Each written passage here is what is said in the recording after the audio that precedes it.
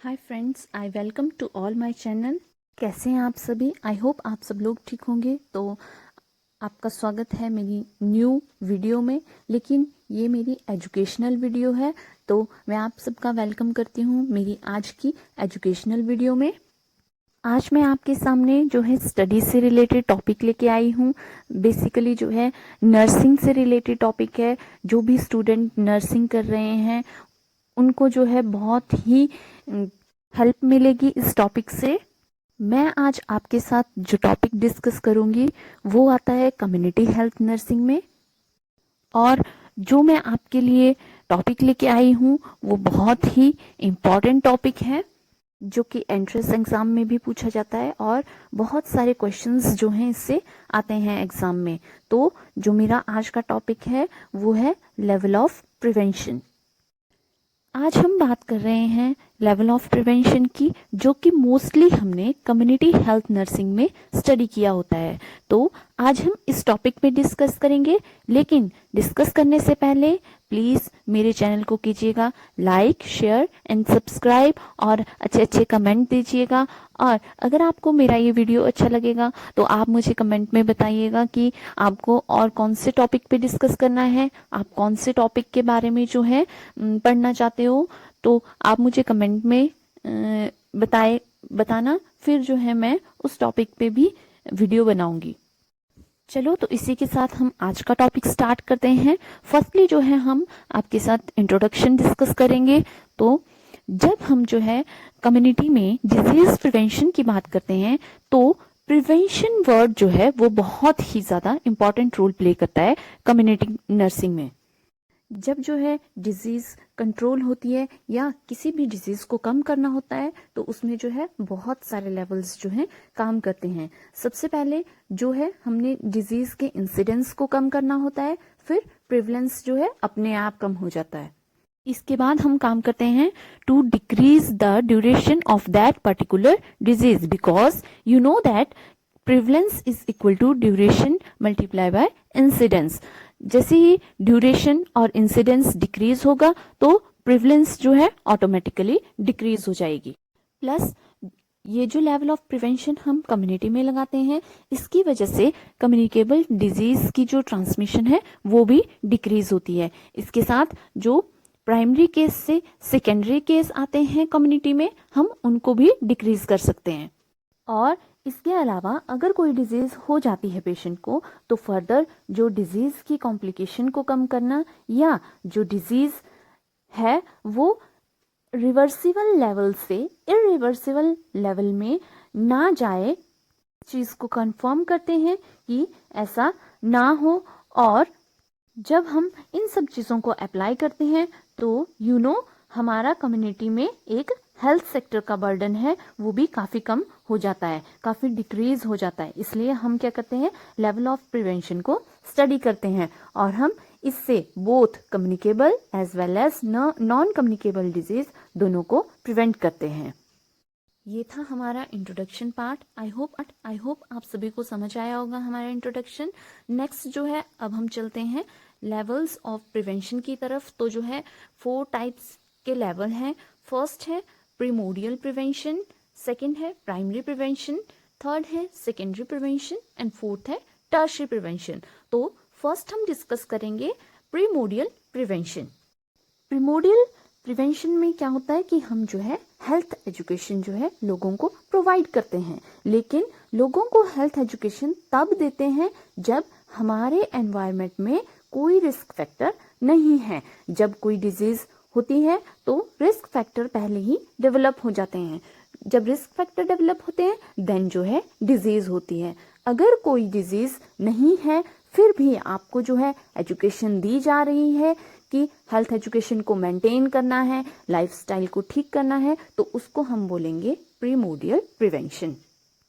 Means that कि आप क्या कर रहे हो कि विदाउट एनी रिस्क फैक्टर आप जो है क्या कर रहे हो, लोगों को हेल्थ एजुकेशन प्रोवाइड कर रहे हो। जो है हम एब्सेंस ऑफ रिस्क फैक्टर कोई भी एजुकेशन प्रोवाइड करते हैं तो that is known as primordial prevention. मैं आपको एग्जाम्पल से समझाती हूँ कि जैसे कि अगर कम्युनिटी में चले जाते हैं किसी के घर, ठीक है, लेकिन जैसे हम किसी के घर जा रहे हैं और वहाँ पे जो है सभी लोग हेल्दी हैं, लेकिन फिर भी हम उनको जो है एजुकेट कर रहे हैं कि एक्सरसाइज करो, वॉक पे जाओ, तो आप उनको जो है किसी भी रिस्क फैक्टर आने से पहले जो है बचा रहे हो। और जब आप हेल्थ प्रिवेंशन या प्रमोशन के बारे में जो है बता रहे हो in absence of risk factor, तो इसको बोला जाता है प्रीमोडियल प्रिवेंशन। नेक्स्ट हम इसमें स्टडी करेंगे मोड्स ऑफ इंटरवेंशन। तो इसमें जो है 2 टाइप्स की इंटरवेंशन है। First one is individual education and second is mass education. दोनों तरह की एजुकेशन प्रोवाइड करके you can prevent the emergence of risk factor. इसी के साथ जो है हमारा प्रीमोडियल प्रिवेंशन जो है खत्म हो जाता है। नेक्स्ट लेवल की तरफ जो है हम प्रोसीड करते हैं। तो हमारा जो सेकंड लेवल है वो है primary level of prevention. It is also a level of prevention which is done before the emergence of disease. सबसे बड़ा जो डिफरेंस है प्रीमोडियल और प्राइमरी में वो ये है absence and presence of risk factor. जैसे हमने प्रीमोडियल प्रिवेंशन पढ़ा उसमें क्या था कि एब्सेंस ऑफ रिस्क फैक्टर जो है डेवलप नहीं हुए थे, लेकिन फिर भी हम क्या कर रहे थे, एजुकेशन दे रहे थे कि अपने लाइफस्टाइल को ठीक करो। In the absence of risk factor we can provide education to the people. लेकिन प्राइमरी में क्या हो रहा है कि इसमें क्या है, रिस्क फैक्टर प्रेजेंट है। इसमें क्या होगा कि जो भी रिस्क फैक्टर है वो ऑलरेडी डेवलप होते हैं। मैं इसको जो है आपको एग्जांपल के साथ समझाती हूँ। जैसे कि फॉर एग्जांपल कोई ओबीज पेशेंट है, ठीक है, हम उसको क्या कर रहे हैं, एजुकेशन प्रोवाइड कर रहे हैं। क्या एजुकेशन दे रहे हैं कि अपने लाइफस्टाइल को चेंज करो, वरना तो क्या होगा, इन फ्यूचर जो है आपको कार्डियोवैस्कुलर डिजीज हो जाएगी। ठीक है, हम जो है वहां पे एजुकेशन प्रोवाइड कर रहे हैं बिकॉज क्योंकि वहां पे क्या है, रिस्क फैक्टर जो है ऑलरेडी प्रेजेंट है। आई होप आपको प्राइमरी प्रिवेंशन जो है अच्छे से समझ आ गया होगा। तो इसी के साथ जो है मैंने आपको जो है डिफरेंस भी क्लियर कर दिया कि प्रीमोडियल प्रिवेंशन और प्राइमरी प्रिवेंशन में क्या डिफरेंस होता है। ठीक है, एक ही मेन डिफरेंस है इसमें, presence and absence of risk factor. एक में क्या है, एब्सेंट है रिस्क फैक्टर, दूसरे में क्या है, प्रेजेंट है रिस्क फैक्टर। चलो नेक्स्ट हम जो है इसके मोड ऑफ ट्रांसमिशन इंटरवेंशन देखते हैं। बेसिकली जो प्राइमरी प्रिवेंशन है उसकी मोड ऑफ इंटरवेंशन के जो है 2 मेथड्स हैं। First one is health promotion and second is specific protection. Health promotion क्या होता है कि इसमें हम जो है लोगों के साथ जनरल बातें करते हैं। फॉर एग्जांपल ले लेते हैं, जैसे हम लोगों को जो है न्यूट्रिशन के रिगार्डिंग एजुकेशन देते हैं। और अगर जो है कोई भी ओबीज पेशेंट होता है तो उसको हाई फाइब्रस फूड खाने के लिए बोलते हैं कि हाई फाइब्रस फूड जो है उनको खाना है और फैटी डाइट नहीं लेनी है। और जैसे कि लाइफस्टाइल हो गया, एनवायरमेंटल मॉडिफिकेशन हो गई, ये सारी चीज़ें जो है हेल्थ प्रमोशन में आती हैं। तो वैसे हम क्या करते हैं, हेल्थ प्रमोशन में जो है लोगों के साथ जो है सिर्फ जनरलाइज बातें करते हैं, उनको जो है जनरल सजेशन जो है प्रोवाइड करवाते हैं। नेक्स्ट आ जाता है हमारा अब स्पेसिफिक प्रोटेक्शन। स्पेसिफिक प्रोटेक्शन में क्या करते हैं कि एक पर्टिकुलर रिस्क फैक्टर को पकड़ लेते हैं और उस रिस्क फैक्टर को डिजीज में प्रिवेंट होने के लिए हम पर्टिकुलरली कोई ना कोई हेल्थ एजुकेशन प्रोवाइड करते हैं। तो ये था हमारा health promotion and specific protection. I hope आप लोगों को समझ आ गया होगी दोनों इंटरवेंशंस। चलो तो आगे चलते हैं। अब जो भी जो है एग्ज़ाम की तैयारी कर रहा है तो उनके लिए मैं जो है यहाँ पे एक क्वेश्चन लाई हूँ। एग्ज़ाम में अक्सर जो है इस क्वेश्चन को पूछ लेते हैं कि what is fortification of food. तो it means adding good substance to food to increase its nutritive value. Okay, and this is also a form of specific protection under the primary prevention. ये भी एक क्या है, specific protection का ही एक form है जो कि प्राइमरी प्रिवेंशन के अंडर आता है। इसी के साथ जो है मैं आपको जो है फिर से एक बार प्रीमोडियल और प्राइमरी प्रिवेंशन में जो है डिफरेंस बताती हूँ एक एग्जांपल के साथ। तो देखो, फॉर एग्जांपल मैं लेती हूँ कि अगर जो है कोई अभी जो है मतलब स्मोकिंग नहीं कर रहा है कोई भी पर्सन, ठीक है, लेकिन फिर भी जो है हम क्या करते हैं, उसको हेल्थ एजुकेशन प्रोवाइड करते हैं, क्योंकि रिस्क फैक्टर अभी प्रेजेंट नहीं है, वो स्मोकिंग नहीं कर रहा है, लेकिन फिर भी हम उसको क्या बोल रहे हैं कि अगर स्मोकिंग करेंगे तो क्या होगा, कार्डियोवैस्कुलर डिजीज का जो है रिस्क फैक्टर है, मतलब कार्डियोवैस्कुलर डिजीज जो है इन फ्यूचर जो है हो सकती है। और जब हम प्राइमरी प्रिवेंशन में आ जाते हैं तो उसमें हम क्या करेंगे कि जो पर्सन है वो ऑलरेडी स्मोकिंग करता है और उसमें क्या है, रिस्क फैक्टर प्रेजेंट है, तो उसमें क्या कर रहे हैं, हम रिस्क फैक्टर प्रेजेंट होने के बाद जो है हम उनको हेल्थ एजुकेशन प्रोवाइड कर रहे हैं। तो ये था डिफरेंस प्रीमोडियल और प्राइमरी प्रिवेंशन में। इसी के साथ जो है हमारे ये दोनों लेवल कंप्लीट हो जाते हैं, प्रीमोडियल प्रिवेंशन भी और प्राइमरी प्रिवेंशन भी। आई होप आप लोगों को दोनों जो है अच्छे से समझ आया होगा। तो चलो नेक्स्ट हम प्रोसीड करेंगे सेकेंडरी लेवल ऑफ प्रिवेंशन में। सेकेंडरी लेवल ऑफ प्रिवेंशन क्या होता है, it is started when the disease is already setup, जब जो है डिजीज ऑलरेडी स्टार्ट हो चुकी है, ठीक है, इसमें क्या है, डिजीज स्टार्ट हो चुकी है और हमारी कोशिश क्या रहती है कि हम जो है डिजीज को इनिशियल स्टेज में ही पकड़ ले और साथ के साथ जो है डिजीज की ट्रीटमेंट को स्टार्ट कर दे, ताकि जो है डिजीज को कम कर सके। यही जो मेन मोटिव रहता है हमारा सेकेंड लेवल ऑफ प्रिवेंशन में। इसकी इंटरवेंशन के भी 2 मोड्स है, first one is early diagnosis and second is treatment.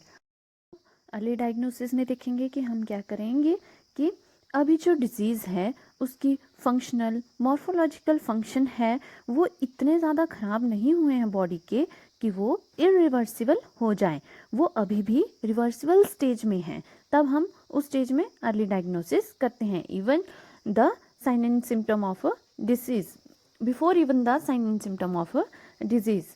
तो अर्ली डायग्नोसिस में क्या हुआ कि हम जो है फर्स्ट स्टेज में ही डिजीज को डायग्नोज करते हैं ताकि उसको जो है वहीं पर ही स्टॉप किया जा सके।